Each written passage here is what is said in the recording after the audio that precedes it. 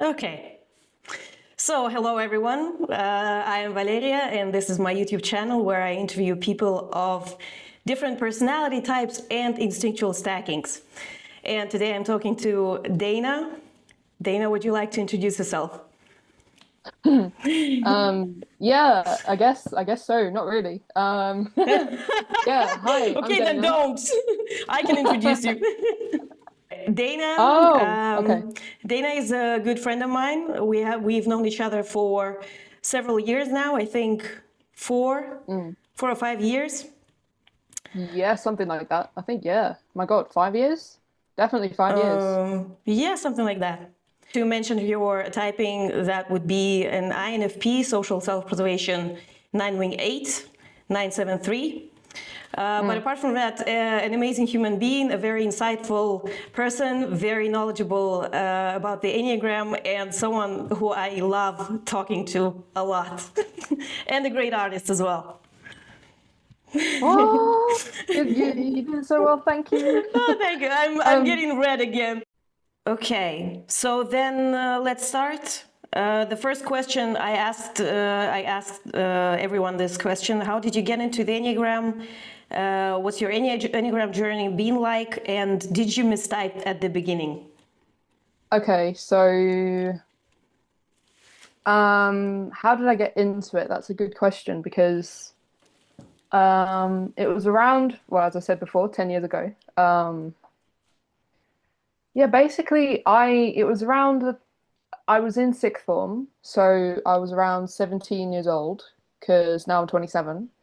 And I was kind of looking into various different personality systems at the time, trying to find something that could inform me about aspects of myself I wasn't seeing regarding how I come across to people, which is kind of funny because I mean, makes sense with my type, but it's like I needed something to kind of help gauge um, certain things I was missing within myself, almost like a therapizing, I guess. And I was just doing some research, and I came across MBTI, and then got into that fairly quickly. Started typing my friends in it, and just kind of ended up absorbing a lot of information about it. And then I went from that to Enneagram stuff because I also saw that there was another system that was like personality based, that was like around the internet. And I thought, well, why don't I try and do like a test, see what happens? And I did it, Mm. and it told me I was a four. And I'm like, yeah, I'm a four. Like, this resonates with Mm. me so much. I feel so much pain and anguish, you know. Oh, I have all these Mhm. feelings, and it kind of gave me what I was looking for at the time, which was someone to kind of validate a lot of the feelings I was feeling, Mhm. which was good in retrospect. Um, and I just kind of kept to myself a lot of the time. It was like just years of looking at different websites and kind of trying to gauge information. Um, and then find different things. And then eventually I started talking to people in the community like yourself, where I think we connected on Instagram first. And then from there, I think, Not on YouTube. was it YouTube? Or one of the two? I don't remember. One of the two, yeah. I think it Okay. was YouTube. Right. Because I remember making a few videos Mm-hmm. where I was trying to talk about being an INFP following five, like, oh, this is all these insights I'm getting. And Mm-hmm. um, I think it was through doing videos and through talking to you and doing video with you, way back when, um, that I then realized after being like after some people commented that I'm probably not a four, I'm actually a nine. I kind of thought, hang on a second, there's something here. And I took another look at some different sources and then realized, shit, yeah, I'm actually a fucking nine. Um, A yeah, fucking knife. yeah. But the thing is, the type of nine I wasn't quite sure because I was pretty sure looking into it that I was a 9-wing 1, and Mm. it's kind of funny because I went from 4-wing 5 to 9-wing 1 to then core Mm-hmm. 6. which happened for like Ah, yes, yeah, yeah. because I think we I both remember that. were kind of on that Yes, because we were I like, even guided you there, kinda, yeah, yeah. into the wrong. But it was good though because it That actually brought up happened. a lot of stuff. It brought up a lot of Mm, really interesting insights within me that I was able to um, see, thinking of myself as being a six. And mm-hmm, I definitely have a lot of that space going on, not only just in the ego, but also like other things like enjoyment stuff. Um, and I have like particular kind of it's like with thinking of myself in this way, I was able to traverse the lines down to six that I would face and mm-hmm, get like an understanding of um, a lot of the negativity that was holding me back from engaging as as who I am, essentially. Um, mm-hmm. it's like that negative anxiety of the fear of everything happening, right? Where it's like fear of attack, fear of death, fear of whatever. But it's something that I don't usually sit in. It's something that I had like awareness of feeling anxiety because of my core functions of being a social nine and having to kind of traverse not like the social anxiety aspect, not losing myself to other people and stuff like that. But Mm-hmm. then, like through that, it was like through seeing it through the lens of being a six. A lot of it occurred to me that I was like, okay, you know, this fits, and it did fit for a while, and then I got typed by another person, social sexual 911964, and I was like, okay, Nine. yeah, basically,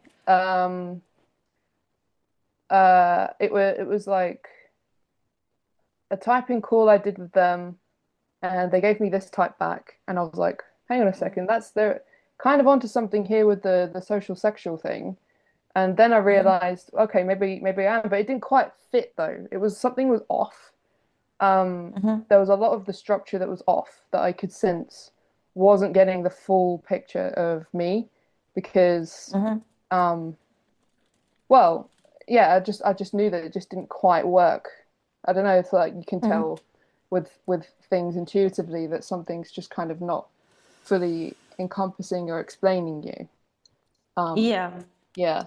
So I then went to Enneagrammer after being recommended by I think a few people actually reached out to me about them.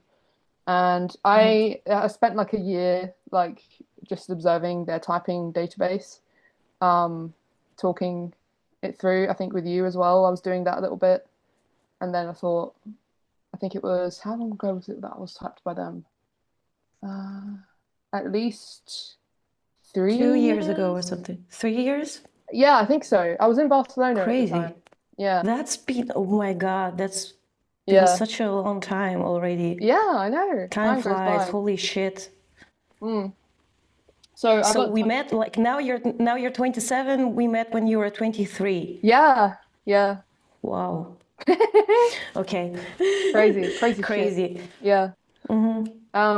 Yeah, so So, I got typed by them and then their typing just made it just clicked. I was like, okay, yes, that's what's mhm, going on. And mhm, it's a little bit more complicated than how I'm explaining it because there's so much nuance beyond what I'm saying. Um, mhm, I think the important thing was to get the core type correct. And the social nine thing was correct. I was thinking, yeah, I know, I definitely identify with being a social nine. And then the nine wing eight thing was a shock because I was not sure. Like, I didn't think I would be a nine wing eight. I thought a nine wing one because of the kind of intrinsic superego-ness of how I behave around other people. But that's mhm. explained through my social self-pres and in being just extremely like in my own box, in my own lane, and not wanting to not wanting anything to spill from that box. And yeah, I have like a lot of spillage that is like manic inside me that I know that Uh-huh. I feel, and maybe some other people might get the impression when they meet me that there is something that's like kind of manic going on. I have been told this before as well, and I think with the nine wing eight thing, I realized, okay, actually, this inherently explains a lot of my um, protectiveness, my real realness, where it's like I kind of want to be like I want to awaken myself more to that, but also like in a way that's um, okay. It's kind of like I protect myself through having this block to things getting in or being like in control of things first before anything can affect me that could make me lose peaceful autonomy within myself, essentially. And with that, it just clicked instantly. So that's kind of where I am now. Um, I had a question, like it's actually later on, it appears, but, or maybe even, yeah, no, it's the second question that I wanted to ask you. Having mistyped as a 4 and being double positive 9-7 stem, how do you think that happened? The 4 mistyping, like how do you reconcile this, you know, the positivity of 9 and 7 and then the intense negativity of 4? What is it that you experience maybe internally that made you think, okay, this is 4? Um, Very good question. I think it was ignore that. I think it was because I felt like the 4 descriptions were shit, basically. At the time, I Ah, thought yeah. they were good because they're explaining inner emotional turmoil, like affects of things. It's a little bit abstract in more a emotionality way, where it's like you feel like there is a shame that you are hiding and all this kind of stuff, saying about core 4s, which that is partly true, but it's not quite that way. It's not quite in the attachment way of having it needing to have reassurance around you regarding things like me, like regarding the social receptiveness that I need and I look for on a daily basis. And the shame aspect comes into that, right? So that's one of the reasons why I kind of thought that that would make sense. But also, I think because 7 in itself is actually inherently negative as a fixation, it's just a negative positivity. It's like because there's something that's like negative going on, or something that is like how you deal with the negative or deal with the threat of loss of any sustenance or something that's going to give you life, vibrancy, color, electricity, anything like that. Anything that threatens that is basically the 7 inherent responses to be like, no, I'm gonna make it my own. I'm gonna traverse it. I'm gonna go ahead and create my own fantasy of what it is because of this fear of not being like of being without this sustenance, I guess. I think I'm not exactly wording it very well, No, but you're wording it very well, actually. oh, okay, thanks. Yeah, Yeah, it's very. okay. But I think also it's correct to say that, yeah, the descriptions of type 4 are mostly shit, Yeah. and it's very confusing. It gets conflated with 9. It gets conflated with 6. a lot. So yeah, it's not surprising that attachment types all things that they are fours for some reason, like not for some reason, for this specific reason. And the only thing that it bothers me a lot that people on Reddit, for example, that they know, regardless of how often they hear that 4 is such a rare fixation, and especially being a core 4 is very rare, they still all type as 4s. You know, and even after long conversations, even after like trying to explain to them what is attachment, what is 9, like 9 and 4 are both withdrawn types, 6 and 4 are both reactive types. So of course I can see how the overlap is happening, how you can mistype.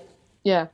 But I think it's supposed to be a general rule to be like, if you think you're a 4, think twice, think 3 times, you know, and more than that, like just look into it, because it's probably, it's very possible that you're a different type. Yeah. And I would go to Big Hormone Enneagram for the best 4 descriptions. Yeah. Can you recommend someone else as well? Someone who is good? Oh. Um, I think any group that is kind of any person or individual or group that originated from that discussion from those guys at Enneagram and Big Hormone, they tend to have better understanding of what Core 4 is, because they have really, really done a very good job at spreading awareness of what it actually means to be a 4. So I wouldn't say I can't really think of any particular groups or people, but I would say that anything that you find is like based from there is the solid, Yeah. a more solid Yeah. take on it, I would say. Yeah. Okay, so then let's dive into you being a 9. What's the most Oh difficult no. part of being a 9, and especially a triple assertive adjacent 9, because your 9 wing 8 and then 8, 7, 3 are all assertive fixes. So that must be difficult, considering that 9 is a withdrawn type. Yeah, it is. It's like a bomb inside. It's like fucking hell. It's like basically it's it's like I want to do okay. Where can I fucking start with this? Um, Most difficult part of being a 9. I think because my inherent fixation is to lose presence easily, um, within moments of stress or acute threat, where it's like anything that could threaten this peace is either like taking control of. So that's my 8 wing. That's like that happens first, because 9, my core 9 is running the show, right? So it's like anything that affects that is like a threat there to my fantasy attachment to disconnect autonomy of being a 9. Um, Within my nervous system, how I regulate and how I exist and just have calmness, right? Anything that comes up that threatens that. My 8 wing is like, okay, I must now take either control of this or block this out to prevent any damage or any potential upset, or just kind of like become blocky, right? So that's my inherent reaction to a lot of things. And then you have maybe the expansiveness as well that I do have of the 8 energy that is like, okay, now um, I want to do this more, and I want to really punch something out of myself to get something um, done in a way that makes me feel good. So it's like kind of that inner fight that I have. Um, but I think more with ego, it's like with the 8 wing, the brutal awareness of reality of what actually is hitting, what can hit. and shaping myself, like making myself aware of it to get ready to have it hit me and face the real stuff in a way that's like, okay, right, that kind of it protects my nine, right? But it doesn't always help me, and it's extremely difficult because my like what I want to do sometimes doesn't match how my ego is responding. Um, in a way where what I want might be out here, but I have to actually traverse something, um, get out of my comfort zone socially, being the biggest thing, um, to get to find this thing that I want, more conversation, more social connections, more meaning, more interconnectedness of life and why we are the way we are and everything that I'm chasing on a daily basis. Um, and with that, it's like my 9-wing-8 just easily blocks me from actually being free to go ahead and do those things. And then I have my 7 fix, which kind of rewrites my reality in real time, where it's like it's crazy. It's like if it doesn't work here. So 9-wing-8 like is ready to face reality, and 7 is like just let's Kind of, yeah, create something else out of this. Yeah, kind of. I think 9-wing-8 is like I don't want to face reality, but if I have to, I'm ready. Ah, Like, yeah. here's the fucking fist. Like you're gonna come for me? I'm fucking ready. Don't disrupt me in my hole, you know? It's like I'm gonna it's like you know that fucking meme, I think it was in Ice Age with like the hedgehog dad that was just like, I was born in this hole, I'm gonna die in this hole. It's like that. It's like I don't remember, but, okay, but I okay. will watch Yeah, it. it's like that, and it's like Shrek as well. Shrek in his swamp, and he's like, get Yes, yeah, yeah, yeah. it's like basically anything Yeah. that disrupts the swamp, it's like, okay, yeah, the swamp is like 8 energy where 9-wing-8 energy where it's bringing you down, stuck in the ground, it's all grainy, it's all like, oh, but I'm here, don't disrupt me. And then my 7, Yeah. in retrospect, with me being here, is like up here, formulating ideas and energies to take me out of what I'm doing here. It's like, but then what if you do this, this, this, this? What is this? This is something that you find interesting. You also want to interest other people and you want to make this thing look a bit better. So why don't you make it a bit more flamboyant and little sparkles and that? And that's what kind of happens. And I end up like deluding myself in that way because I'm down here, but then I have all of this going on, and then I have this energy that comes out. It's like traveling, taking me to places in a way that I want to go ahead and find new things that also make me feel high, that I find in the moment, right? And I have a lot of memorializing of things that have happened in my life in terms of like childhood and things that I know are good and work and things that aren't good. I'm like very aware of most things that aren't good. And I'm just like, okay, that's not good. That's not going to work. You know, no, no, no, no, no. And then it's about finding something that does work to make this fantasy better. You know, so, it's kind of it works like that where because of my core 9-wing-8 and my social self-pres, it really is like I'm like a statue in the ground that can't really move easily, that is contained with a lot of these other energies I have, that I can use things like my artwork to get them out. And then on top of that, I have my 3 fix, which fucking it's like a trickster. It kind of comes around, and I think it doesn't help because I'm social as well. So it adds like that element of 3ishness to me and the glaze Ah, and yeah. the gaze, you know, glaze and gaze, where it's like Yeah. how I'm very aware of how people are perceiving me. I want to construct that to be something I want to show others that I think garner me some kind of value outside of myself. But I don't do it in inherently, I don't drive, like I'm not drive, that's not the driver's seat.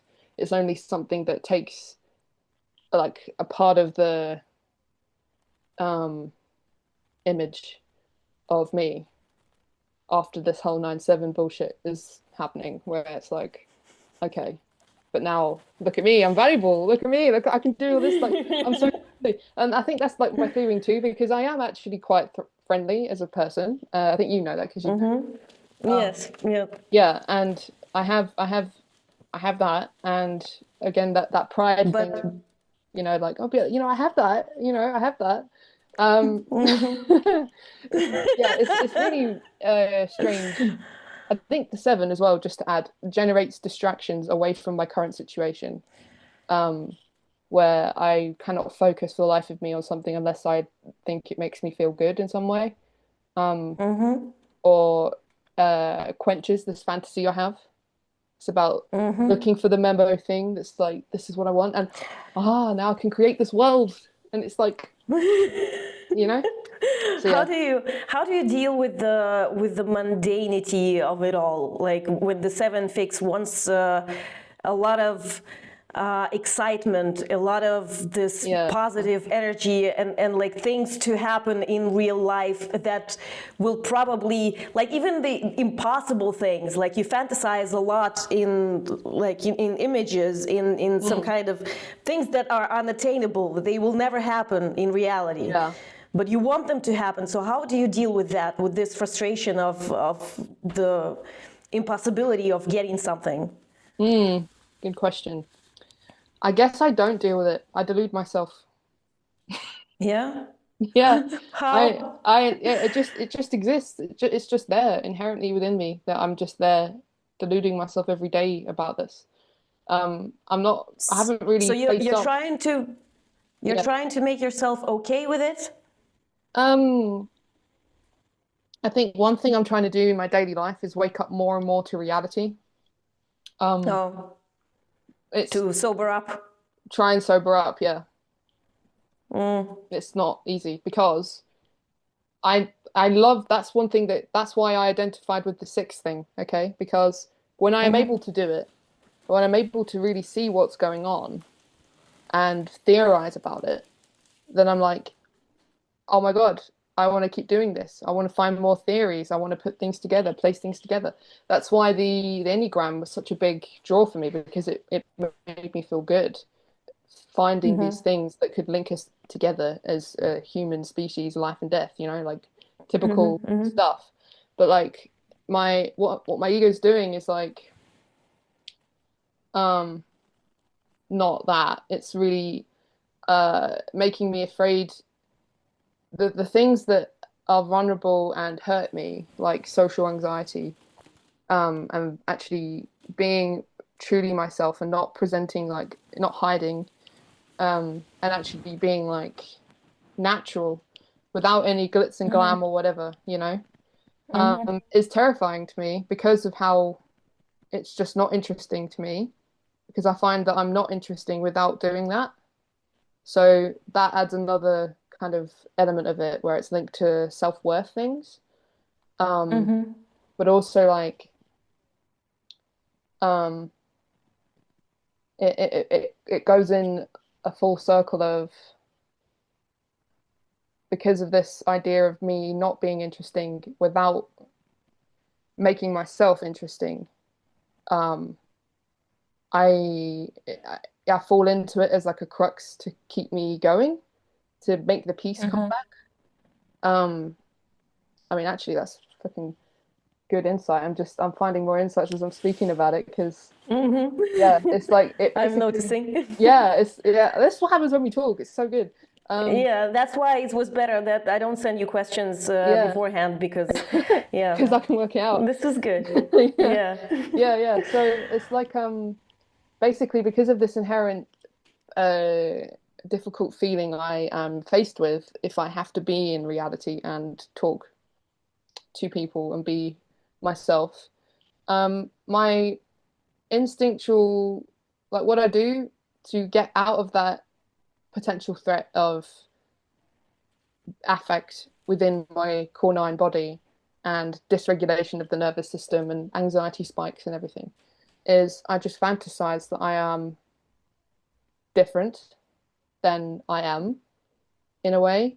I don't know if this makes any sense. Maybe I am this, but like it's my way of fighting that, diverting that pain, making Mm-hmm. me more like just fantasizing my way out of the situation I'm in, making myself different in the moment to appear, um, yeah, just to divert the pain, basically. Um, To divert the pain. yeah, divert the pain of facing reality, how I really am. Also to divert the pain of being a nine, Yeah, like the core nine, because I have a couple of questions about that. okay. Let me find them. First, I'll give you two questions, and you can choose which one you would like to answer Okay, first, or which one you would like to answer. sure. So narcotization is the nine's vice. Numbing out through routine, comfort, or distraction. What's your drug of choice, and what happens when someone or something forcibly sobers you up? This was the question. I thought about it because you brought it up. But then this question, I think, is more interesting, like to me personally. Is it true for you that nine feeling of I am nobody or I don't matter? And what do you do with that feeling, if you have it? Okay, so what question do you want me to answer first? Which one you would like? Um, okay, I'll answer the drug of choice one first. Okay. So I usually drink alcohol because it makes me, I think it just kind of meets me, meets, it gets me to a point where I feel like I'm high enough to engage and be myself and be, yeah, just like more interesting, I guess. Um, yeah, it's like the 9/7 thing of, oh, I don't want anyone to see me unless I put sparkles on, and then in that case, it's kind of tragic, because it's like, oh, what about you? But it's like, um, I mean, yeah, if I'm allowed to interrupt, I was in a sure. relationship with a social sexual 937, Yeah, as you remember, uh-huh. and I experienced that with him. Like he would use substances to make him more of a seven and less of a nine. Mm, But in the home environment, or like somewhere where he just was a nine, a cozy guy who like drinks tea and smokes on the balcony or something and plays chess or whatever, like watches TV, then I feel like he had a feeling that he's not that interesting, especially considering that he was or is social sexual. So there was always this this need for him to like kind of get out of his shell, or like just to basically use substances to bring his whole personality to the forefront, kind of to make it. I don't know what word I'm trying to find here. But yeah, is it similar to for you? yeah, in a way that I would drink to make my personality come out. Yeah, because Yeah, yeah, yeah. I think the eight wing, in my case, is quite heavy and brutal, where it's like really protecting me. And also the fact I have self-preservation as an instinct as well, that I am aware of and I utilize within my structure, um, is also points to that as well, where it's like protective and not wanting to go too far to not damage my body, my self-autonomy and stuff. But to still do it enough to then bring something out that I feel like I can, that I feel like is within me, that I know exists because it's like a separate, all-seeing entity within me, that I've always been aware of since I was a kid. That's like always just been there. That I feel is just there, and um, like seeing things differently, building things not well, not to say differently, but like seeing things in my own way. And my family have like always pointed that out to me as well about that, where it's like um a difference in how I act. And basically, um I think the core nine is extremely good at, because I think that's like tied to like my essence or something, you know, that's like Hmm. something I know I can feel within me and I utilize and I have, but also I say utilize like a robot, but I mean like Hmm. uh for my own personality, I guess we are kind of Hmm. robotic in our structures, right? Yeah, So it's of like, course, yeah, automatons. yeah, yeah. Um, I mean, yeah, we're so yeah, pre-programmed automatons. Like, well, what else are we? We're just yeah. biological creatures, of course, of flesh and blood and bones. Uh, But here it's all program. mm, yeah. How we function, how we exist in the world. It's a program, obviously, Hmm. and it's a perpetual, like, constant thing that you cannot spot how actually in this autonomous, not autonomous, but repetitive stuff, how you're stuck in it before you stop and pay attention to it. And what the Enneagram does, it's like it helps you a lot to stop and pay attention. You know, Hmm. Yeah. you heard everything I said, I or think it did cut I out a little bit disappear? there. Yeah. Yeah, I think it cut out a Well, little bit. I'm not sure about the connection.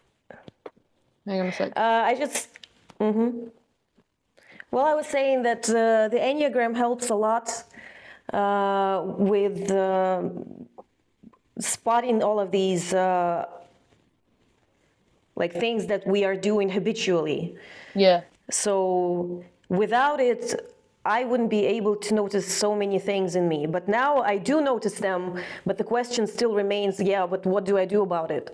Mm. Because I will still keep doing them. It's very difficult to go against your patterns, you know? Yeah, I would say downright impossible. Yeah.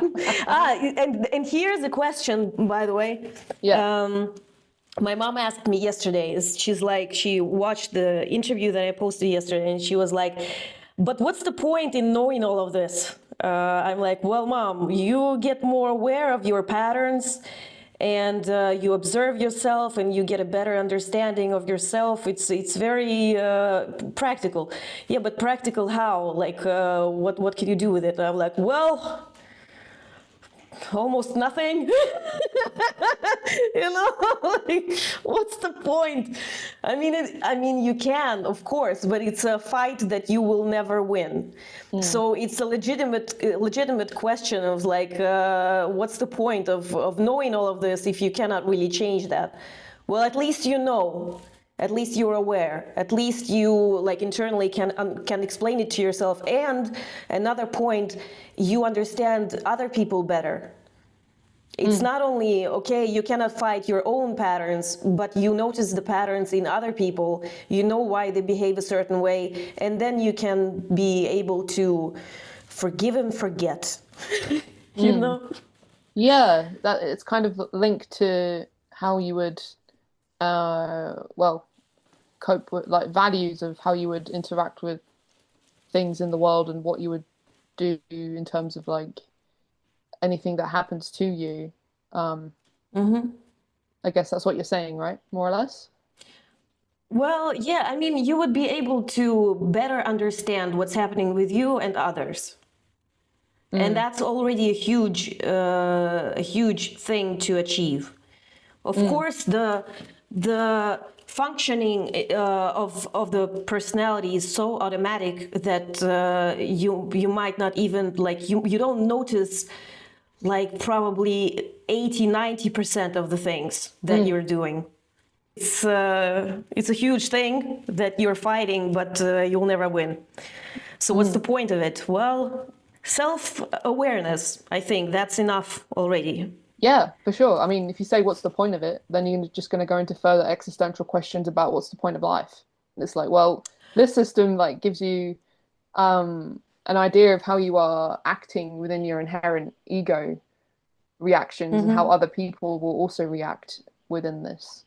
Um, Mm-hmm. and like also your responses in your body, in your head, in your heart, right, towards Mm-hmm. other things, depending upon how your ego has formed as well. So it's Mm-hmm. giving you all of this really rich information um, when you know what to look for and what to see within people, how they present and what they are saying, and where you learn where that's from. And you have to learn it from people that also know it first before you can then Mm-hmm. learn it yourself, right? And Mm-hmm. once it kind of clicks, it's really impossible to not see this. Yes. You can't switch it off because it's just there, it's everywhere. No.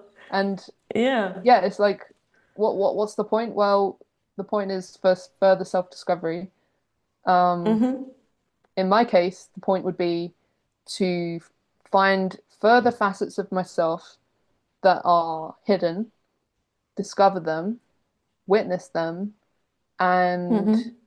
then try and bring things out artistically or use it to lessen the abstraction that I have inherently with the world, that I have Mm-hmm. naturally. I think maybe as a social self-pres, it's more apparent within me that's like very much like an abstraction of how I'm viewing others and how it's like there's like a gap, you know, like socially I've always been aware that maybe I'm not always with people. I kind of am distant from them. And this system's Mm-hmm. giving me a good idea regarding how I am distant from that. But it's also like for me, you have to have like sets of values, virtues, goals, things you want to work towards. And for me, it's Mm-hmm. about becoming a better person, a Mm-hmm. more wise person that I can like I can talk to other people about it, make people aware of things, and just keep finding out little pieces of information about why the world is the way it is. That's always been my thing. So it's yeah, kind of what I'm doing, and then using that to help with my art. But I mean, it is also like interesting typing people and getting a sense of why there is so much misery and destruction and horrible shit in the world because most Yeah. people are acting inherently in their ego patterns and they're not aware of Mm-hmm. it and they're just doing it. Yeah, I was talking about, like you said, that people are not aware of what they're doing. I think some people are very much aware of what they're doing. It's just they don't care. Like if we take the 853 trifix, all the people in the leadership positions Hmm. in the world and what they're doing right now Okay. to our nations, to our planet, just Right. in general. Okay. I don't Yeah. think they care, which then also creates a question of like, should we let these people govern us Oh my God. if we know? But you cannot use the Enneagram as the basis for to be like, oh, this person we shouldn't give him power, and they No, will of course take it not. anyway. Like Yeah. an eight will take power regardless, you Yeah. know? No, of course. Of course. Because then you fall into stereotyping patterns and Yeah. generalization and you're using it to base Yes. the assumptions that you're Yeah. making. And I think Yeah. you're correct in saying not everyone will be not everyone like cares about what they're doing or they know what they're doing, and that's true. Some people really do Mm-hmm. know and they have their own um you know autonomous systems, whatever going on within them that's making them do what they're doing. um Mm-hmm. I think they might not have awareness of their ego being the thing that, like, in terms of like they know what they're doing, but I mean it in like a four-dimensional perspective where it's like, oh, but that's Ah. why you're like, you know what I mean? It's like they can be like, yeah, Mm. I'm going to take power, I'm going to fuck over this person so that they are like, in an eight case. Um, Yeah.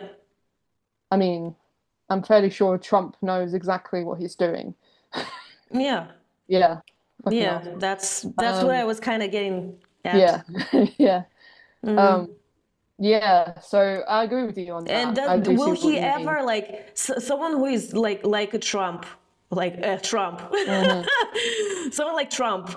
Would he Trump. even be interested Yeah. in this shit? Like, of course not. He doesn't have time for this shit. He has like other things Yeah, to worry no. about. Because Yeah. it means I'm So covering things that have worked for him all this time, and he's not going to want to do that. Think maybe he will, but yeah, I don't think in the current state of affairs what he's doing is working for him. Well, what he's doing is yeah, working for him, and he doesn't want to undo anything that could potentially make him think about why that's the case, you know? yeah, yeah, I don't know. yeah. All Which is speculation. it's kind of scary to live in a world like that. Oh, definitely. Um, That's me talking as like the six that I am. no, I agree with you for sure. It's Very like scary. um it's scary, but also like what I feel this actually this is a good thing because you're saying this and you're like aware of it and within it, right? For me, it's like I'm aware of it. I can sense this and I get this fear, but also I don't get it in a way that's like, okay, now I have to like what do we do? It's more like, okay, I'm just gonna stick to what I'm doing. But it's in a way where it kind of inherently works for my ego, and it's a pattern that can't easily change because it's something that protects me from damage, you know? So I Yeah. think that's interesting, just thinking out loud there. Um, Protect you I don't from know. damage. Yeah, I don't know if that makes any sense. Like Yeah, of course. I mean, protecting, everything that you say yeah, makes sense to me, at least. okay, I hope to everyone else as well. we'll see. Would you like Probably. to would you like to answer this other question that I asked? Because I think it might be interesting. So, is it true for you that nine feeling of I am nobody or I don't matter? And what do you do with that feeling if that's the case? Um, I am nobody and I do not matter. Oh yeah. So for me, I think I have talked about this before with you. I remember. Yeah, yeah, It's yeah. kind of like I feel this brutal shutting down Yes, that's like, no. exactly. That's exactly how Yeah. you showed it. Yeah, yeah. It's like Yeah. I feel like I am nobody and that's like my biggest pain in a way because it's like, but I want to be somebody. I want to, but then my ego's keeping me in that safe nobody place. That's essentially what it is. Safe It's nobody like, place. yeah, safe nobody area where I'd become no one. Uh, And that's what my ego's doing. And then once that happens and I'm erasing myself, it's like, oh, but then I have all of this stuff that's like, no, but you want to do yes. this, you want to, Yeah, yeah, yeah. yeah, and Yeah, it comes that's out. where Yeah, probably the contradiction between nine and then eight, seven, and three, and your yeah, social self-preservation stack. It's like it's right. all whirlwind around you, around the nine. That is like, I'm Yes. nobody. Yeah, Because that's nine exactly it. at the end of the day, what nine wants is they want to be left the fuck alone. They want to have their peace. They want nobody, no frictions with anyone. It's just like I am here and I'm doing fine and I'm cozy and everything is good. But then your own Yeah, personality betrays you in a way. right. So it's like it attracts all so much attention to you to yourself, so Yeah, that you yeah, cannot be this thing that's hiding from the rest of the world. yeah, it's true. And you know, I Yeah. So said like before as your own well, personality jeopardizes your core needs. yeah, actually, it's so true because I have this inherent punchiness, I guess you could say to me. But I mean, I don't know how you would interpret my energy, but um, it's like I walk in a room and I want to erase myself, but there are so many the other things in me that stick out that people can't ignore. That's like, and then it's like weird that I'm erasing myself. Um, but I'm doing so because it's like you remember I said before about having the thing out there that I want, and then Yeah. my ego is like Yeah. holding me back. It's like it holds me back, keeps me safe, but then the thing I want is like out here, and I have to. Part of my self growth is finding the courage and the strength to be uncomfortable and realize where these feelings are coming from. And in doing counseling and finding out more things about techniques there and feelings, and what feelings actually mean and where they come from, I'm more and more actually being able to build up the strength to do that, and actually uncover more of this stuff. And get this thing out here. Like, for example, even with this interview, I was really nervous. I'm much I'm more nervous calm to now. this moment. I'm all Yeah. so tense, you can't imagine. I mean, Yeah, I've calmed down a bit. I think when I began, I was a little bit like this, but now I feel like, okay, free flowing, yeah, all good. Um, yeah. and But to my do my like, oneness is just never gonna let me chill. mm, Like that's just the one and the 6 and 1. I think they're keeping me in this, uh, you know, like we are yeah, very nervous about this, how it's yeah, going, how it's gonna be in the end, whether the quality of the video is good, like all of these, like it's all on my mind, and I'm trying to pay attention to what you're saying and like to catch the interesting moments where I'm like, okay, here I could ask a second question, or it's nerve-wracking to to do interviews. So yeah, I'm tense. but yeah. you're You're not. doing well. You're doing well. Yeah, thank you very much for the feedback. I needed support. Yeah, so I don't know, where did you stop?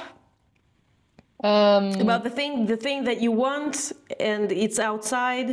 yes, and facing that uncomfortable growth or trying to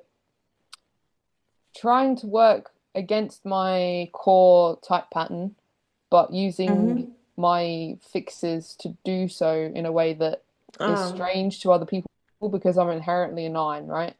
And whatever issues I have, it's like um holding me back from just using my other pieces of my ego to cultivate my personality more in a way, because of how I am. I mean, yeah, it's very strange. Um, but yeah, it's really a case of fighting that social nine erasure, but wanting, like, knowing I have things to say, knowing I can be, myself, and usually when I am myself, um, I become extremely goofy, joking about stuff, like with my old friendship group back at school before I wasn't friends with them anymore because of things that happened. It was like, yeah, I just ended up being the clown of the group, but negativity there, um, which I had. So it's all just, I don't know. I don't know what I'm saying. this feeling of I am nobody and I don't matter. Mm, Could you elaborate on that? Like, could you okay. do you know where this is coming from? Why is it a 9 thing? And why is it so difficult? Yeah. Because from my like when I think of myself, I don't have this. I definitely have this 9 thing of not being able to handle too much spot on myself, for sure. Even though with my instinctual stacking, I really desire that, like I really want to be the center of attention. But whenever the spotlight is on me, I become very 9-ish. I become very like, oh please no, I don't put me on the spot like that. I like go talk to someone else, or like especially if it's a group dynamic. So a lot of attention on me and everyone is looking at me. I'm like I'm going insane when it's happening like that. But I Yeah. definitely never experienced this I am a nobody. In fact, there was one moment in my life when I was in Russia, and I was still quite young. I think I was 16 or 17. And I was walking around. It was winter, I remember, and I felt and thought in my mind like I am a nobody in this place. So it was completely different. It was I need to be someone in some other place. So that the place itself made me feel like I'm a nobody. So it didn't come from the inside. It came from the outside. The outside made me believe that I'm nothing. Because that's what Russia is basically. That it will do things to you. And that's why I decided to leave it. Like that was not the only reason. Were many reasons, but one of them was like I don't want to be a nobody. I was actively going against it. So I wonder what it feels like to have this feeling as your kind of baseline. And is it similar in any way to what I just said? I understand. Yeah, I get what you're saying in terms of like you feel like a nobody in this space. In another space you might become somebody. Is that kind of what you're saying? Yes. I think I also get that too, where I want to like build a social presence. I really do. I have a drive for that for sure. But it's something, it's like, again, that's like what I want here. And then what I have here is like chronic shyness, like trying to deal with it's something that is inherently like a collapse. It's like, nah, you're safer here. You're safer in this in this wound. Maybe You know, it's like can it also be that it kind of strips you off, or how to express it? Like it takes away the responsibility of having to be someone. ooh, that's a good So it's like if you are someone, then of course not the requirements, but people will demand more of you if you are someone. So it's easier to be like, no, I'm a nobody in my home, Yes. and please don't ask too much of me. I'm just a person. I think that's my 9/7 in a nutshell. What you're describing there, because it's like, don't give me responsibility. I want to do my own thing. I want to be in my own fantasy, and if you're going to give me that responsibility, I will hide. And like I described here, where I'm like here and there. It's like I will like I want to run. I just want to run. I just want to be as free as the wind in my own way. Yeah. Really delulu, but it's whatever. It is me. So it's like, yeah, like this kind of freedom is really necessary for me to exist. Without that freedom, I collapse pretty badly. I get extremely overwhelmed, and I'm no good to anyone because I just become not who I want to be. It's that I think that it's like something I have to break through, and if someone is giving me like that's what I think being in a job really triggers this. I think being a core 9 and having this kind of behavior inherently to protect myself is kind of really tricky to stay in a job that you don't want to tear apart from the inside out and just chomp to make it better, because I think that's the frustration right there. That's the frustration. It's like it's not good. It's not good. Like I can't physically stand doing this. It's making me like it's tearing me apart. It's not something I know I can do, or like it's not something I get satisfaction from. It's just not something you want to do. Yeah, exactly. Not something I want to do. Something I have to do for to pay the bills. Um, but also like not really knowing my core values as well in a way where they, when I say values, I mean as in what it is that I actually inherently value Mm-hmm. rather than letting other people discern that for me. Mm-hmm. Um, that's been a really key insight for me, being a core nine, like having that realization that actually, yeah, people are have been dictating value to me, and I've just kind of been not questioning it because I've not had the capacity to really see that um, for myself Mm-hmm. because of how my has played into it and just kind of wallowed it and let me exist. It's like anything that is autonomy body, right? So it's like anything, but then, um, yeah, then mentally it becomes a problem because if you're in a job that is like safe inherently, then it's like, what the hell's going on here? Mm-hmm. Crazy shit. That's like Mm-hmm.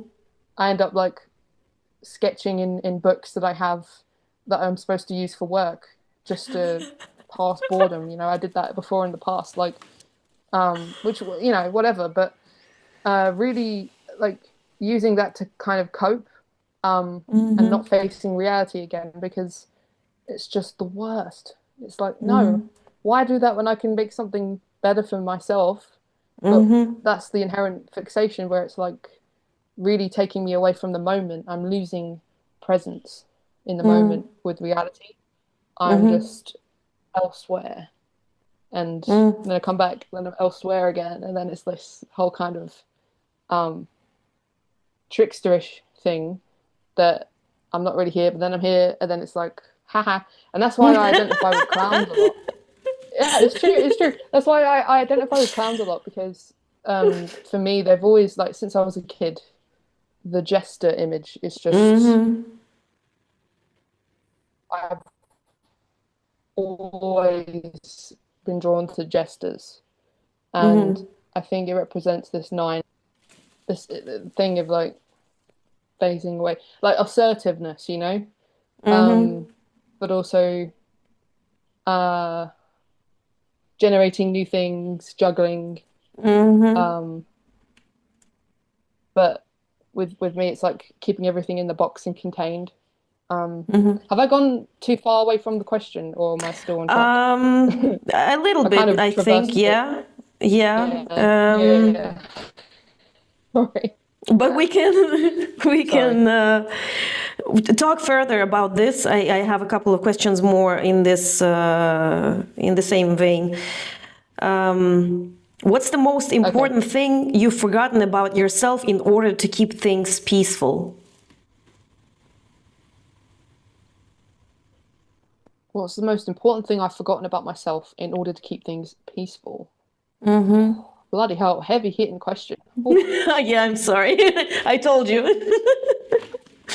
Yeah, I you mean, did. you can as You weren't well kidding. say like you don't want to answer it or you can't answer it. It's fine. We will move on to something else if you don't want. I think what I mentioned before about values and not understanding my feelings as such and why they are there and just kind of accepting things. That's something I've not been aware that I've been giving away to others to form or kind of tell me about all this time. Um, but in a way, like I don't mean that as in the wider world and the social climate and stuff, because that's always something I'm very acutely aware of. I mean, as in just why is this important? You know, why is it important if I like okay, give like an example of um like why is it important if I this food tastes a certain way? Why is it important if we collect this apple instead of this apple? Why does that Okay. matter? I'm like, well, I don't know. It's like I don't know. It's just it's like the evaluation thing. That's what I'm trying to say. Is like not really working. So that's So something I feel like I've given away in a way. But the evaluating participation yourself, participation in like when there is choice and multiple people are involved, you will be like, you choose whatever you want. I don't care. yes. And I think it's Yes. because of that that I'm like that, because I'm not seeing what the point is if it's not to something I've already memorialized or want to do myself or is out here. It's like ego-wise, I'm in my own fantasy pit or I'm just in my own area. And anyone that's approaching me with something that's trying to get me out of it, I give that away because I'm just like, well, okay, I'm just going to go with it then because I want to keep the connection with you. Um, like, for example, I guess going out of the country sometimes to different places. Um, my boyfriend likes to travel. I also enjoy traveling. I really do like it, but sometimes I'm a little bit apprehensive to do it because I don't want to exert myself in a way that can make me feel uncomfortable. That's like my inherent reaction to it. So it's like, oh, to go here? What do you mean? Oh, I'm not sure about that. That's my first reaction. And then I think about it, the possibilities, and then I warm up to it, and then it's fine. But it's like sometimes he'll say to me, "Ah, but this is, it's good to do this because we need to go somewhere. We need to have fun. We need to, look like have a new experience." And I'm like, but you know, okay, fine. Sometimes I give in, and I'm like, all right, let's do it. And I think that's partly my open-mindedness, but also being like having these things within me that allows me to travel without too much questioning, I guess. Um, yeah, I don't know. It's open to experience thing. It's probably my 9-7 again. I don't know what you think. Um, but it's like that kind of leads me into giving away any solidity I might have had in my stance on something. If someone is able to convince me of something like, oh, this is important to do, then I'm like, okay, I'll go with you to not disrupt things too much and hurt myself. Yeah, that's what I'll say. Sorry, I took a Okay. long-winded way to get there, but yeah. No, it's all understandable. So I have two questions that are kind of like they're both very nine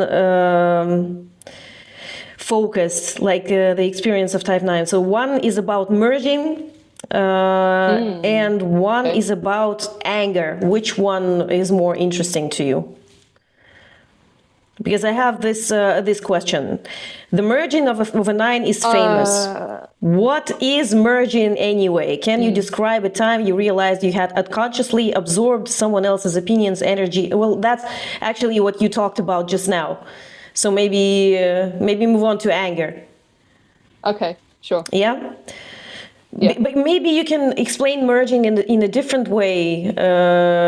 Maybe something that you didn't mention yet or haven't mentioned yet. Merging, what is it? How does it feel? Why do you need that? It's it's merging so that you don't it's merging with a situation so that you don't lose the connection with yourself, the attachment to disconnect thing. So it's like it's merging with the situation with, in my case, a social connection, someone that is there that is, offering, seeing me, and I'm getting receptive stuff from. Um, I am just realizing I am doing that too 100% in my really, own way. Yeah. Both yeah, sexually and socially, I do this shit. I do the merging. Not yeah, even with the desired partner. This insane or like intense desire to merge with the one for you and like, to be one with them. But I do yeah. this also with just other people as well. I try to merge with them for like how I can, but usually it just doesn't happen. Yeah, it doesn't Yeah. happen.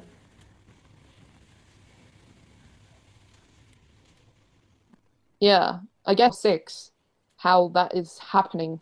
How do you think that's actually happening? Because for me, it's because I'm merging with this person, their views, maybe their opinions, or not entirely Mm. views and opinion. Well, it depends. It really does depend. Um, because my brain thinks, but like it's just in its own lane of craziness sometimes.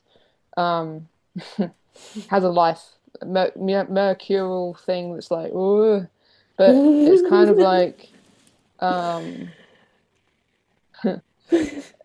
I, I have to, I merge with the safety of the connection, or it's more, I'm losing, dissipating my identity to keep this connection to myself and my peace present so that it doesn't disrupt it. And that can lead to this is the nine ego pattern that's like the tricky trickster thing because it's like then that can lead into all kinds of shitty situations where you just forget to voice yourself and then someone does something very bad and you don't actually voice opposition to it. You know, you just let it happen and it's like, well, what the fuck? You know, like because of that safety, extremely powerful ego um dynamic that you are requiring that to stay alive. You know, that's the ego trap. It's like you need whatever is the thing. Yeah, you disappeared. Shit, is it back? Are we back? Yeah, could you please repeat that? Okay. What was yeah, so The last. I in keeping do you remember what the last thing I said was? Just so I can No, no, if because not, I it's got okay. distracted with the. Okay, okay. It's basically this safety, this inherent old instinctual ego response to maintain safety is such a strong pull in core nines. And I think in my case, being a social nine, it comes with relationships with people and also the social climate itself or whatever is happening that I need to be a representation for, or I am a representation for, not that I need to be, it's like I choose to be. Um, in however way it manifests if I'm there. Exactly in core nine language, in however way, whatever way it manifests. Like I'm not really the driver here, you know. It's like whatever is presenting itself, then it's like, oh, okay, merge to maintain this thing and get my social needs met, you know. Ah, But also uh-huh. staying underground, uh, because it's actually about merging with my own peace in this environment because that's my instinctual um, setup, my structure. Could it be also like because merging and adapt, like attachment and adaptation, they sound like the similar thing, like they are basically the Yeah, same thing. So I'm just asking myself, like when I, as a six, want to attach to someone who is more powerful or stronger than me, more knowledgeable than me, more stable than me, more, I don't know, capable than me. Is it merging? Is it I'm trying to merge with yeah. someone who has a higher, from my perspective, higher position, like regardless of like in which category, but that I put my trust into them to guide me well. Is it merging? I think, yeah, I think merging is like a interesting word because I think what we're describing is like the attachment metric, right? But Yeah. merging itself is like, do you mean when you say merging in your question, do you mean loss of self into another, like sexually, or do you mean what exactly do you mean by the word merging? Because, well, I use this question because merging is being used when we talk about nines a lot. So I thought that maybe you have some idea what that might be. But I think merging might as well be attachment, or like a different word for attachment. You know, when Okay. you merge with someone who is more, who, like when you said that you're not the driver here. So maybe you want to merge with someone who is the driver, who knows where you're going. Yeah, actually, yeah, that's true with me, definitely. Yeah. So it's I very think that, similar. It is similar. yeah, But kind this is, of. I mean, and this is attachment. Yeah, this is attachment, I think. yeah, it's like, I mean, there are different I ways, think you it's know, probably, you can say attachment, you can say adaptation, but adaptation is more like you adapt to the environment, you adapt to your circumstances, you adapt to the people around you, you know, to see which part of me can I show in this particular situation. You know, this is adaptation. But attachment, in my opinion, is way closer to merging in terms of I attach to someone who can guide me. Like that's from the sixth perspective. I attach and merge with someone who I believe will guide me in the right direction, somewhere good. mm, And then when I okay. lose this person who was a source of guidance, then of course it's very painful. Then I need to find someone else who will guide me, which is another problem, because like where to find a person who will be in this position for me, you know, who I will believe and trust and whatever. So yeah, I think there is something to it. I don't know. Maybe our viewers will have something to say about this. Okay, so here's a question: which is more terrifying, the anger of others or your own? Um, yeah, just to say a little note there, that's very much a social nine thing I did, I guess, without realizing it, where I dissipated the attention from myself onto something else. Yeah. Um, yeah, so yeah, yeah, sorry, could you repeat the question? Which is more terrifying, the anger of others Uh, or your own? okay, okay. Good question. So it's really um anger of others is scary because maybe I'm aware of it outside of myself and I'm witnessing it and I'm absorbing the energy from anger that someone else is. If that angry at me because of something I've done, that's terrifying. That's something that's very hard for me to face up because it's like fear emotion. And I mean, it depends on what it is they're angry about. But I think fear of like I think I'm probably more scared of people like their anger than my own anger, even though I know what my anger can do, or I feel like there is real potential of a lot of damage that my anger can do to me socially because it really is quite it bubbles. It's like a volcano. Um, I think with others, I'm witnessing their anger, or I see that they are an angry person, and I am afraid to trigger that. Yes, because it's like, well, I don't want to deal with that. I'd rather just not have any disruption again to my peace of mind or the peace of the group or everything. Just want to keep it contained as it is.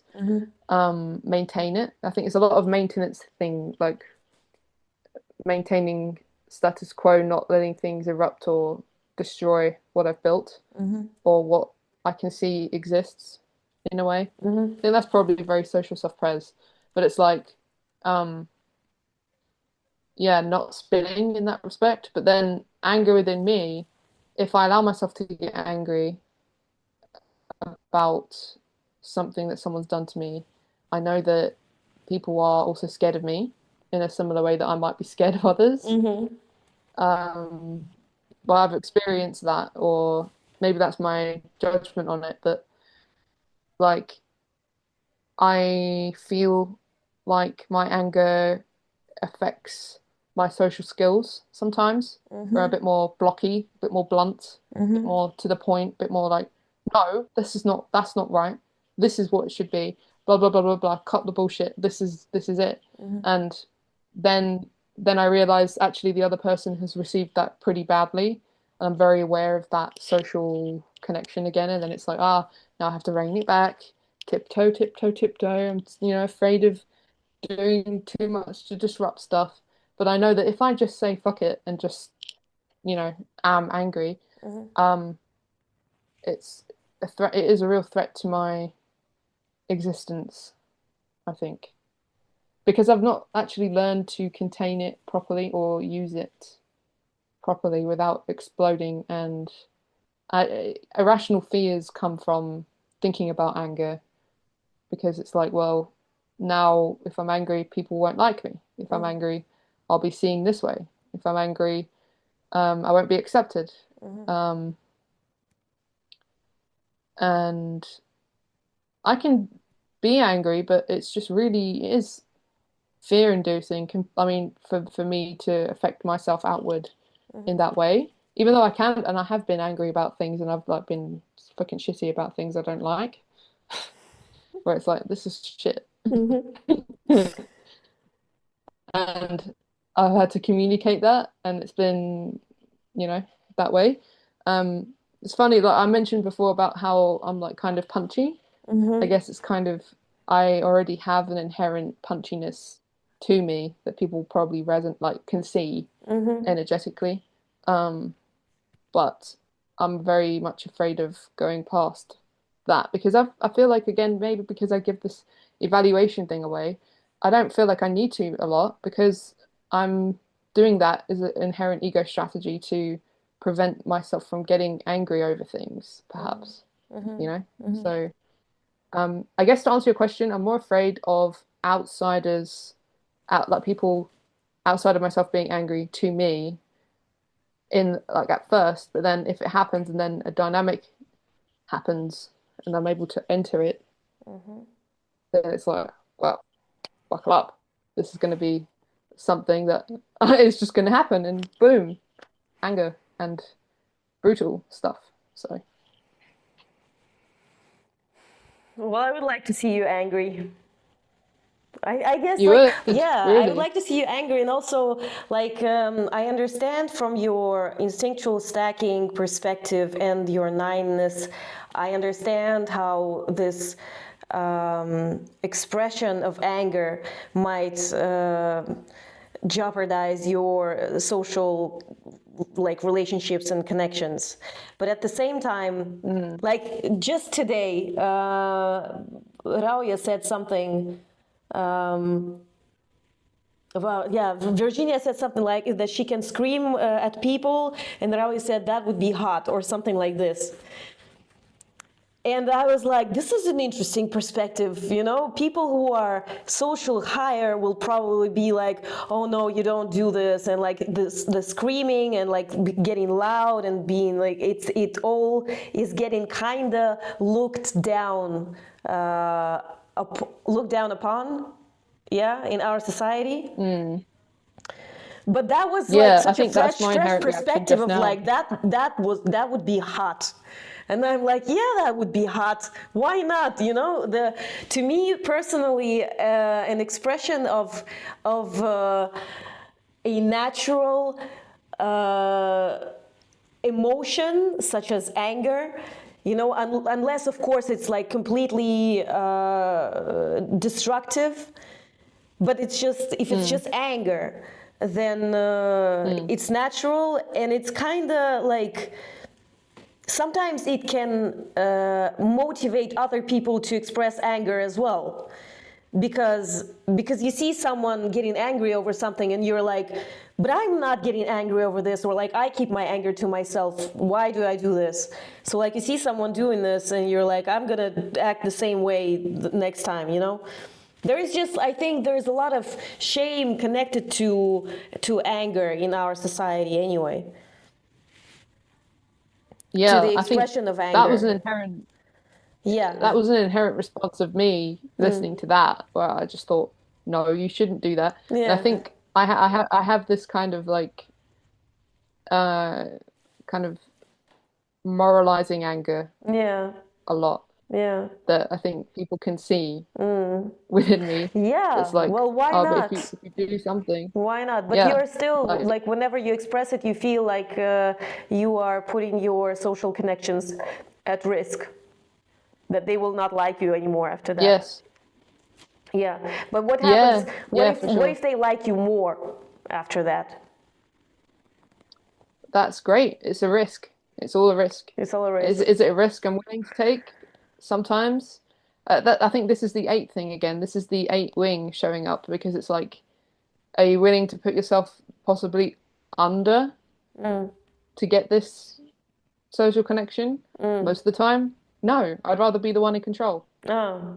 because of that inherent like need for control and need to be on top of stuff. Yeah. So it's Okay. like, well, there you Okay. go, and that's just what it is. Um, and it's very hard to not do that. It's like fear-inducing, really, because it's you doing that, and you're like, oh my God. And the thing is, right, if that happens, and then it's like, well, fuck it, all bets are off, then anger, usually moralizing because of something that someone has done that I don't agree with. You shouldn't do that, like should, I think, in terms of behavior maybe, but not really behavior. Like it depends. It just depends. It just depends. It's really weird. There's a lot going on here. There's a lot going on. Since we started talking already about the social instinct, I have a couple of questions about the social instinct. And this question you kind of answered already partially. How does your dominant instinct ruin your life? I think some of the answers covered it, but maybe you have something else to add here. I think it ruins my life. Well, that expression ruin your life. It's like, It's does it too ruin my life? dramatic. I guess yeah. I mean, I'm just thinking like, does it ruin my life? Well, I guess in a way it kind of does through its inherent expression, preventing you from actualizing yourself. So yes, I think it does in a way where it prevents me from taking risks with like how you described with showing anger around people and yeah. being genuine. If I don't feel, to be clear on that, like if I don't feel like there's already a comfortableness with the other person, then I won't. But if I do feel like there is potential to be received well, then it's okay. But I have to know that, like, you know how I explained Yeah, yeah, the yeah. know Have it to beforehand thing. navigate. Yeah, yeah, yeah. So in a way, being a social nine makes me so dispersed around everything and everyone, and it makes me just really lose in touch with like who I am a lot because of that. Even though I have, a bit of a hexad influence, it still takes me away and makes me forget my stance or where I am supposed to be standing, or where I want to move to and assert myself. It's like the line to three, right? Like, what do I actually want to do? How do you Well, if I'm always like taken away by people. how do you, by the way, distinguish Yeah. between your three fix and your line to three? Yeah, that's a good question. I think that's a good thing to look at for all fixes. How do we distinguish where something ends and where something begins, really? Like, it's really hard for me to tell, but it's also like, it's like broken Bermuda syndrome for me. It's like, I know that there's something there that's like, but it just, you know, because I'm a core attachment type, it doesn't flow, but it's like, I think 3 as a fix for me has been extremely strong, I think, but not like extremely strong. More so in a way where I can sense that there is something that wants to display, that wants to value, that wants to find inherent value outside of myself from other people, but doesn't drive me first into it. It's something I consider later, like quite later down the road if I'm in a situation or if I'm looking at things abstractly, or if I mean, I'm trying to be not so abstract about it, but I can't help but be abstract because I just speak abstractly.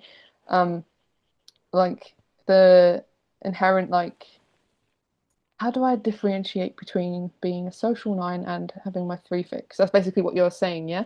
Well, yeah. More or less? How do you distinguish between when you move to 3 as a 9 and your 3 fixation? Yeah. Where's the difference? Okay. I think my 3 fixation is like an echo, an after effect of me.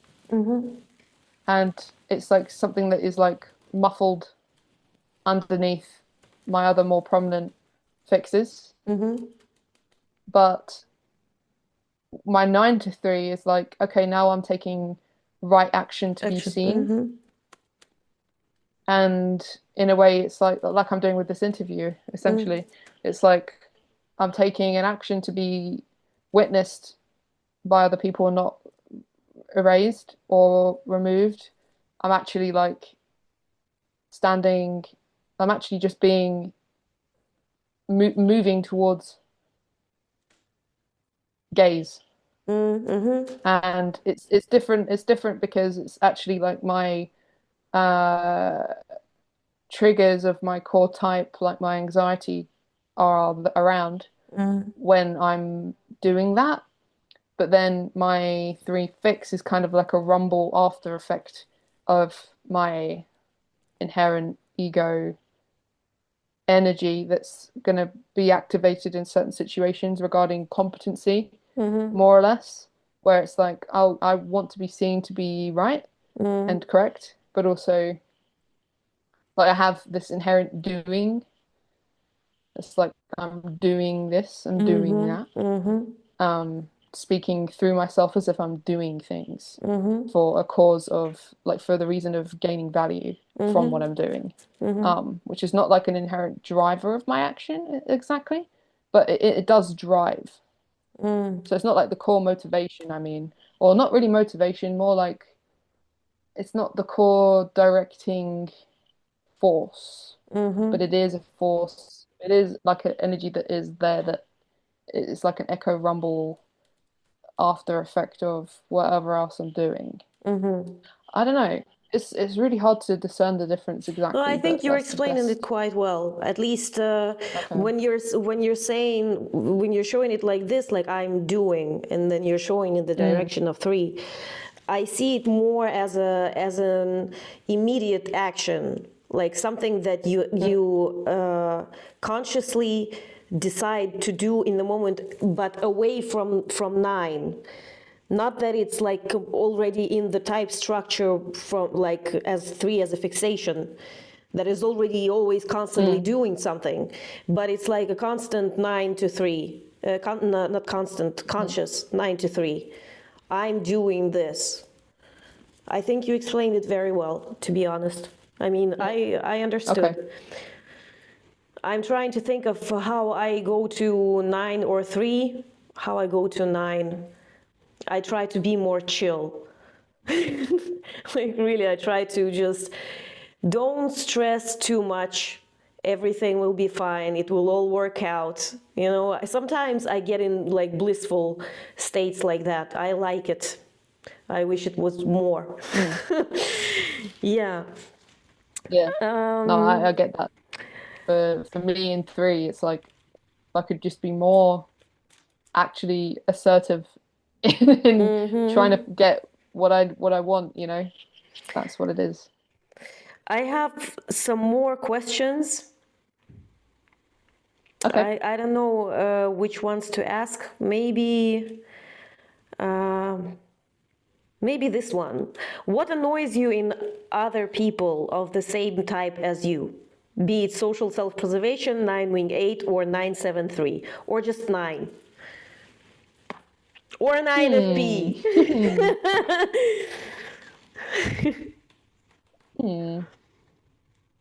What annoys me?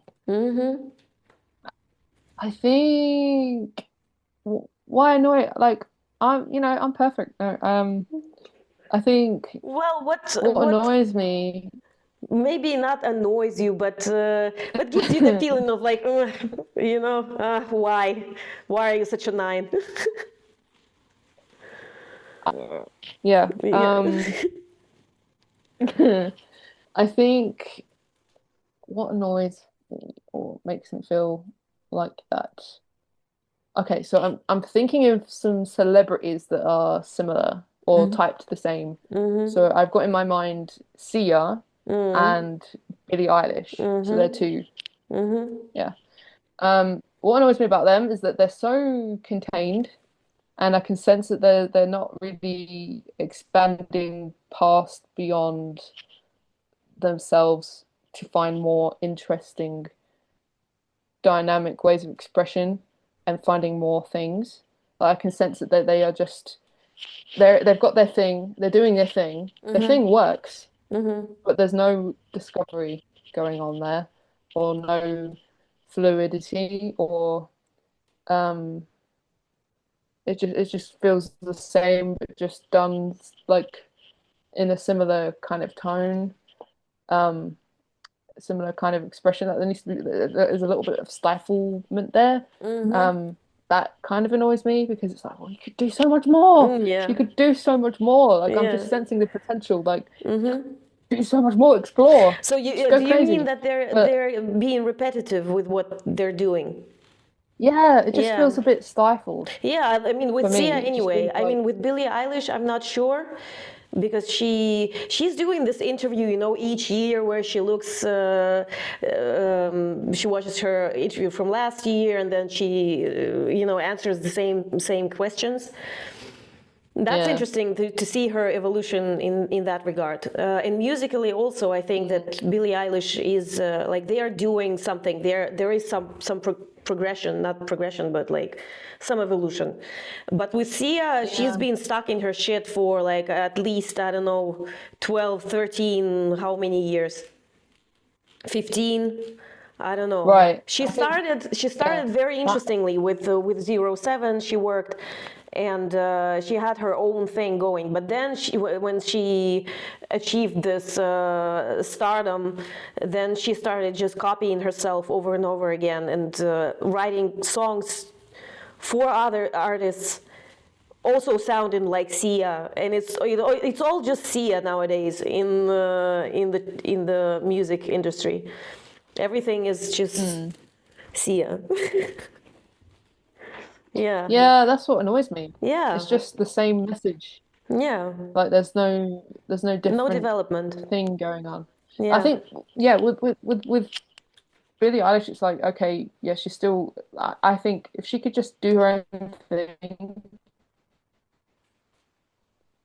I want to see what happens with that when she's not so tied to the industry. It's working out really well for them. I just sense that there's more dynamic inner expression within that you want to show and you want to burst out, but it's just contained within this thing, Yeah. and it's like that annoys me. Yeah. But that's I think what's also funny is that what annoys us, we do, I find, as like a pattern. So things that I see in other people that annoy me are usually things that I actually do myself. Of Like for course. example, like blocking up a path, like walking down the street or something, Yeah. or being like slow to walk, and I'm just like, but I do that.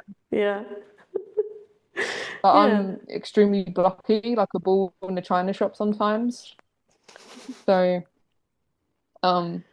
yeah, it's kind of like yeah, I think that's something being I think with that type stiflement, and even though they're experimenting and doing good things in one case, they're largely sticking to what they already know and are comfortable with without diverging further than that, even though they could do. But then again, I think anything else that annoys me. Um, I don't think I've actually met other people in real life who are my type. I've not met a type twin in real life. Mm. I don't think. No, I don't think so. I mean, obviously, like there are DJs I know that have been, I've known extreme, like even before I was even this deep in the Enneagram, I just knew there was something similar where it's like, okay, I kind of get this person, um, in this way. And I guess there's never anything that really pissed me off about it because I'm not evaluating it in that way. I don't know. I don't know.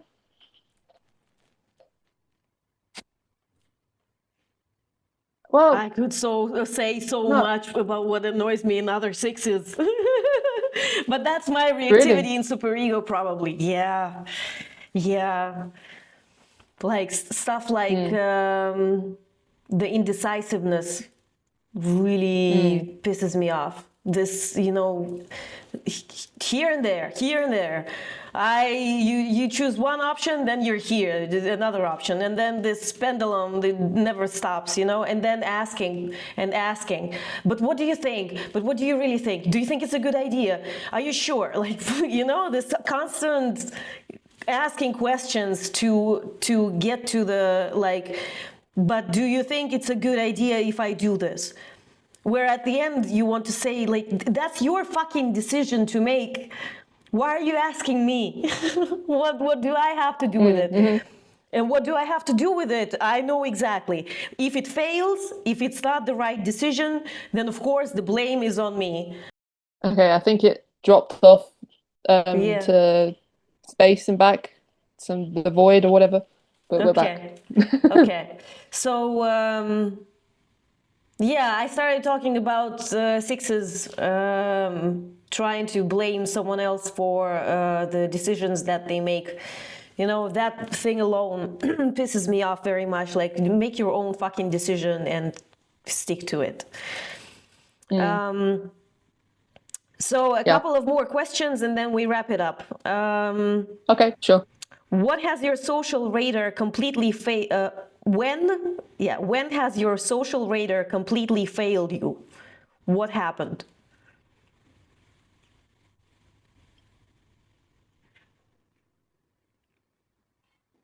I don't think it has. Well, No? I think no, I'm usually quite good at that. I mean, okay, I don't know. Okay. I think when has it failed me? I guess because I'm pretty protective over what happens within it, who maybe because of like past trauma and stuff of um not letting things freely enter my space without me knowing about it first. Um it's like I don't mind being the director, but then it's like things that come around me, I kind of end up being a closed off, timid, unsure um thing, and that creates a lot of anxiety, right? So I think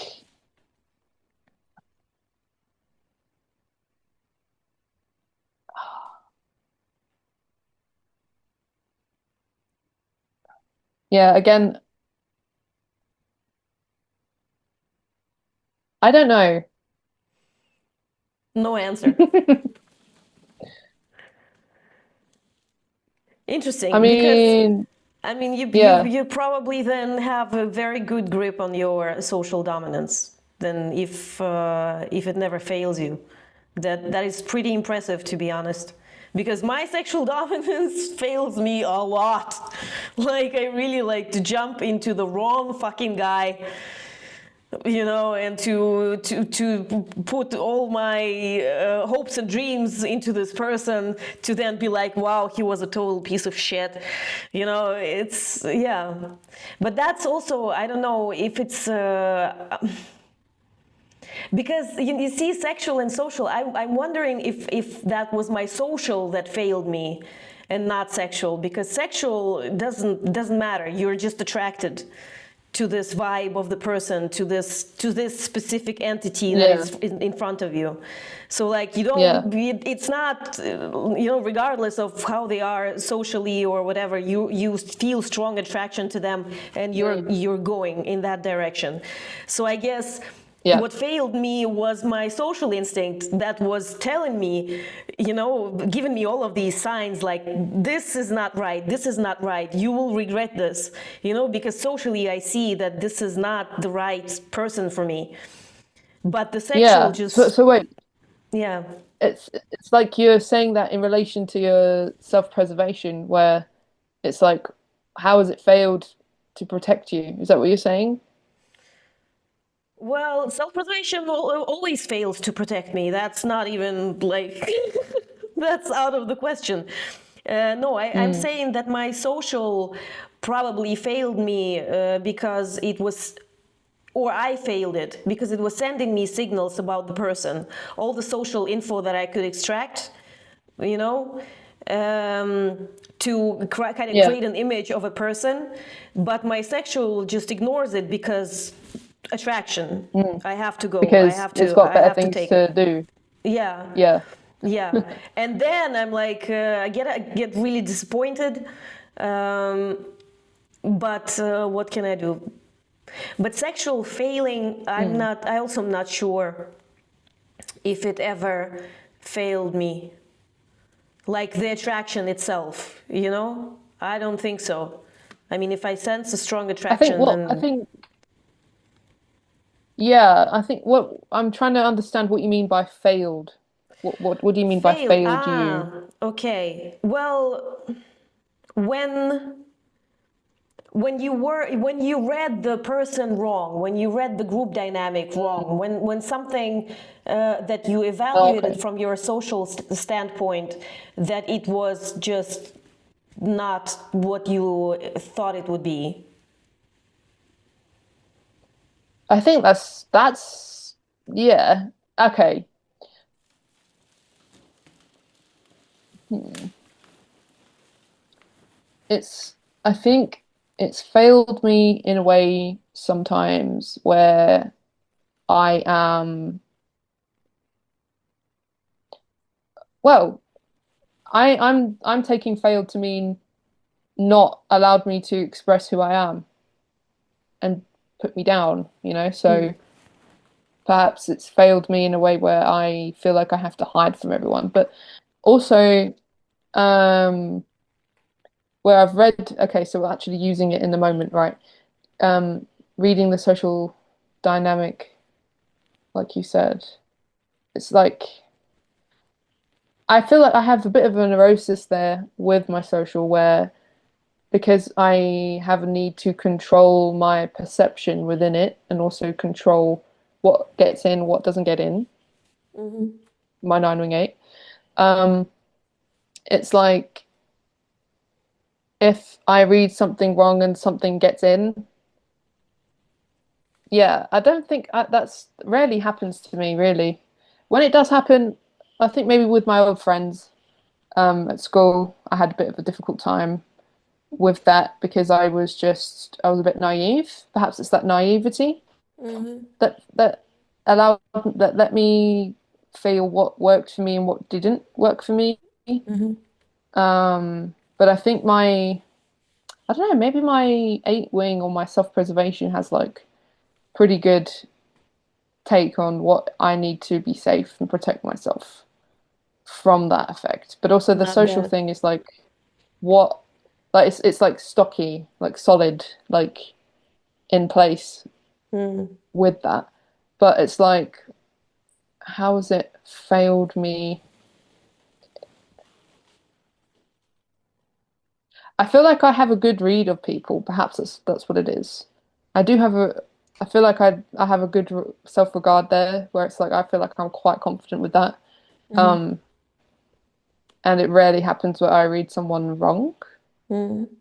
in terms of morals, in terms of danger to myself Mm. in being friends with them, in terms of anything that could affect me in that way. But I do, well, I am pleasantly surprised when I'm wrong. That has happened to me before. Yeah. Yeah, yeah. Where I thought, okay, this is where the neurosis is, I guess. Mm. Like, I think that this thing, because I have this regard there that's like, I know what. Mm-hmm, mm-hmm. Sometimes I'm Yeah. proven wrong.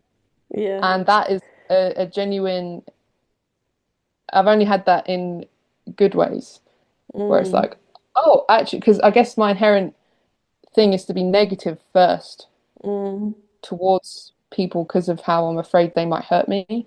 Yeah. Maybe because of past trauma or something that I'm Mm-hmm. working on in counseling.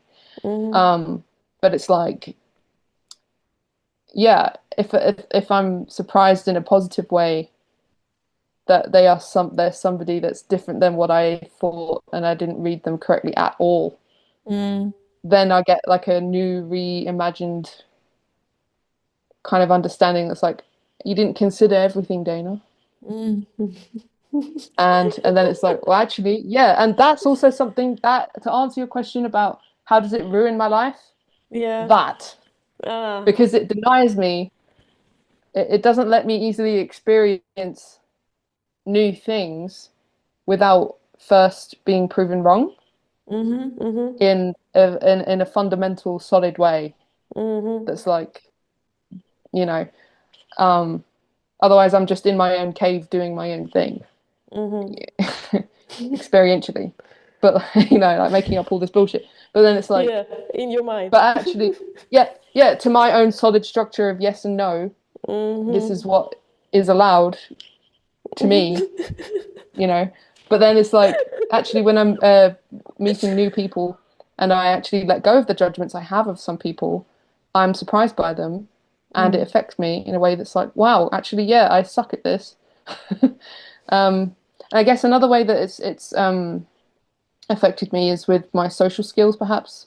It's let me down. Maybe my social skills aren't as good as they could be if I had maybe better knowledge of how to behave socially and Mm. how to act with people and how to kind of engage with people outside rather than from the inside, gauging my own impressions of how things are affecting me more. Okay, I'm seeing everything happening outside here and I'm Mm-hmm. engaging with it outside like that rather Mm-hmm. than how things are affecting me, which is why I've been so negative for a lot of my life Mm. regarding social things, relationships, people, and meeting new people that I think I know, but actually, like I have an impression of, but I'm proven wrong, you know? So that's very a good question. Yeah, Mm. that's revealed a lot. Wow. Nice. So then I have this last question for you, and Okay. then we wrap it up. It's been 2 hours. This is the longest conversation that I've had. Um, Sorry. if no, it's fine because it's been so interesting. If your social sphere vanished tomorrow, who would you be?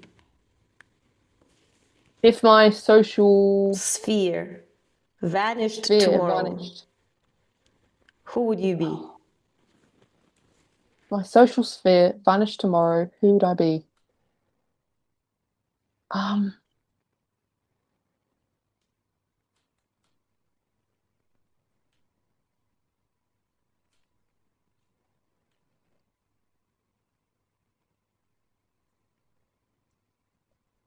just to be clear, the social sphere, meaning everyone that I'm aware of now, but then there'd still be more humans on the planet, right?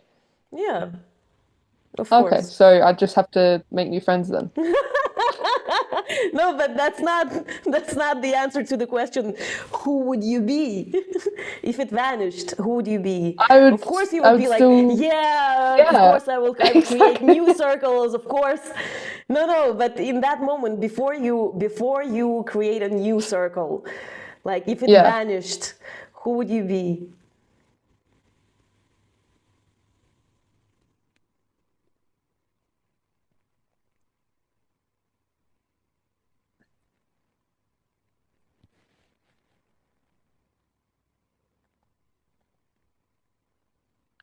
I would be me. I would still Mm-hmm. be, you know, um, I would just move on. That's got to be some assertiveness there. Um, I don't know. I feel like I have a solid understanding of myself in that way, but like I would be I wouldn't, I'd be a little bit lost. Like, why are all these people that I know suddenly gone? What the hell? Mm-hmm. Um, I gotta try and experientially put myself in that to actually really answer the question. Mm-hmm.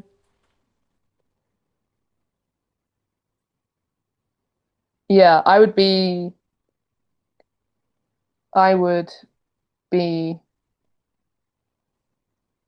someone that you used to know. I don't know. Someone that you used to know. I don't know. I don't know. I don't know. I don't know. I think I would be uh a person that would suddenly have no friends, social connections. Like even with my family, like my family are gone as well. So it's like Well, yeah.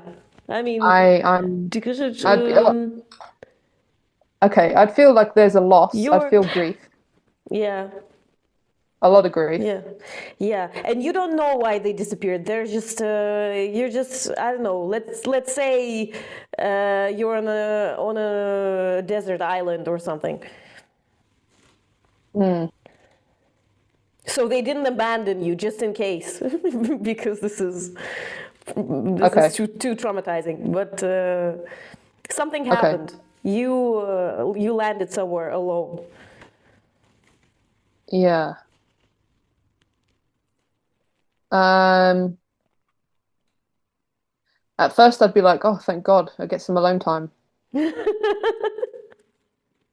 But then that would run out after about an hour, and I'd start to kind of get a bit anxious, like, what? All these people are not with me anymore. I'm completely by myself. How am I going to survive? But then I'm like, but also like, where are all these people? And why are they not? What has actually happened here? Why has there been a sudden influx of lack of people? Um, why am I here? You know, I'd be like, wait a minute, why? And then I would feel a lot of grief, a lot of anxiety, um, and a lot of disbelief. Mm, And I think I would still be who I am though. I wouldn't change who I am. mm, That's never gonna change because I'm finding more things like, that's solid who I am, but I just don't understand it.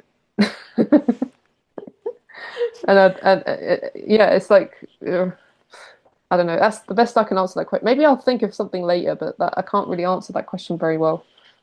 To well, it's a difficult question. Larissa Yeah, asked me something similar.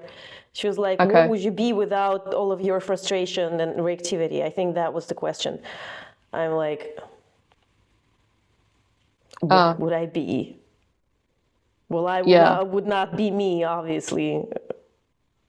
right. Like Yeah, I would lose something there. something very, very valuable, something that is like just I think, yeah, belongs.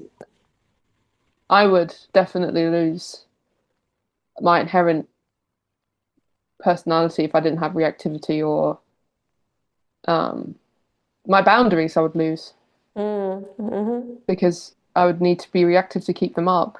Mm-hmm. My safety would be compromised there. And then Yeah. without the frustration, I'd be, well, not as individual as I want to be, Yeah. I guess. Yeah. I would, I would lose that little touch of something that makes me a little bit different, but not really different. It's like, I hate talking about it like this because it's like an ego trip to do that, right? But I'm Yeah. trying to move away from that. Yeah. It's not, you shouldn't really be, these are literally just pieces within your ego that click together a certain way to make you a Mm-hmm. certain way. Mm-hmm. It's just, that's all it is. And um, there's no brandishing or shine to it. It just exists how it is. And I think without the frustration piece within my ego, it would be, I would look significantly less out, maybe significantly less like when I smile, it's like like I would look significantly less like that, like there is a problem, and I would be uh maybe more cooperative and more understanding of what's going on, like how people are acting, and more aware of that. Like the reason, the shared metric they have for their behavior, perhaps, because I do feel like I'm very out of touch with that. Like I've always been told that. I like my mum, for example, used to say that to me, like just you do things your own way, you're always in your own world. So I'd probably be a bit less in my own world, but like with that. But then again, I don't know. It's so complicated a question because there's so many aspects to it. Yeah. Yeah. So I guess we'll leave it at that. Yeah. That was I think it was a fun question though. It just Hmm. puts you for a second in this state of like having to imagine yourself without the most important part of your life and the most Yeah. important aspect of your personality, or like the instinctual needs, like the resources for your instinctual needs, you've been deprived. So like, what are you now? Mm. It's a scary place to be. And to be honest, like I don't know how it is for social doms, but for sexual doms, it's like you constantly live in this state of scarcity because there is just not that many people that you are attracted to. So it's always like you feel always deprived, always, I'm not Mm. getting what I want. This is not enough. Or if you get what you want, then it's not like long term. It's for a short period of time. Then it's gone again, and it's like it's very unstable with sexual. So Yeah. I mean, what would I be without my, my what exactly? Without my what? I don't have them anyway. My sexual needs are not met in any way. In any way. Only, flirting, whatever, like meeting people, okay, but there is no spark, it's just all because of like boredom, whatever.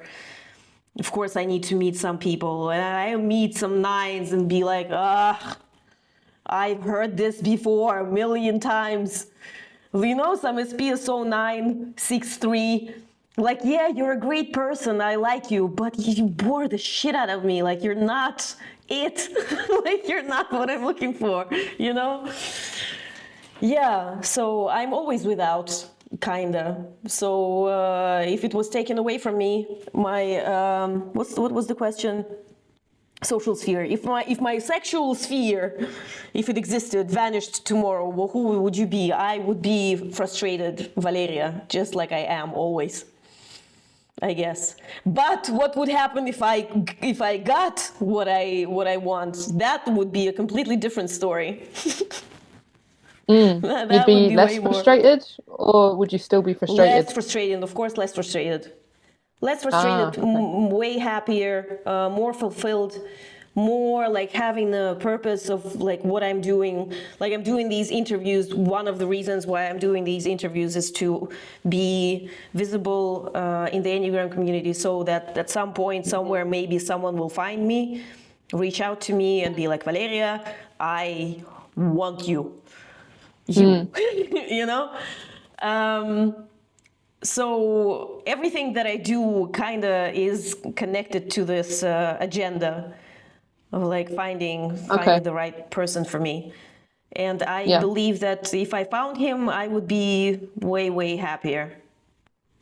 If he was really for me. Yeah. Hmm. But for now, we go to dates with nines You still and listen search. to their Continue the epic search. stories. Yeah. You just Yeah.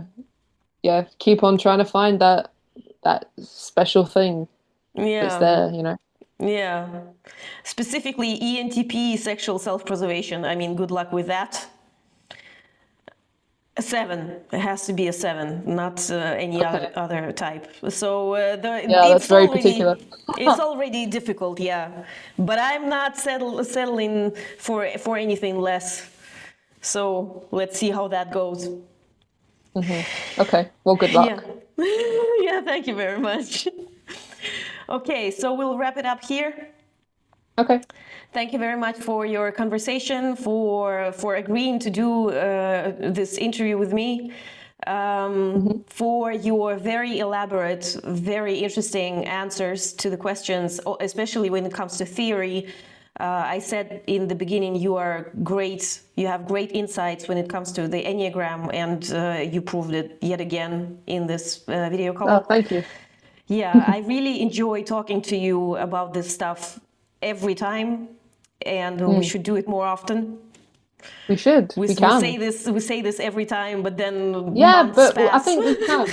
I think we should actually actively do it because I think it's really good to just um touch base with it and just Yeah, see where more insights can be found because yeah, I'm always doing that. That's what I'm always doing with yeah. everything I do. So, Mm-hmm. but yeah, it's better to ha voice it and talk to someone who also understands it too.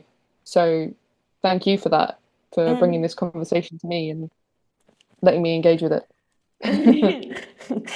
um, so I never know how to finish the call, but I will just say, yeah, thank you very much yet again, Mm, and then we stop here. okay. Yeah. Okay.